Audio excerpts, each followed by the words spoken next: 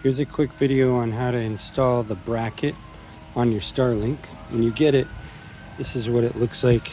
It's got this bracket right here, which is basically just a kickstand, and it's in there securely, but it's very easy to take off. So there's this little kind of lever right here that you pull up slightly, and then as you pull up, you'll slide it out. So it kind of does that. And then what they do is they sell this pole mount.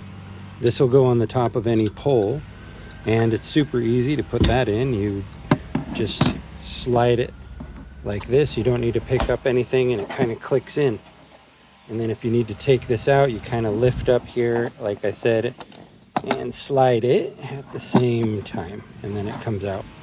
Very easy. If you need to put this one back in, you just come here, click it in. So that's basically how to install the pole mount bracket. Thank you.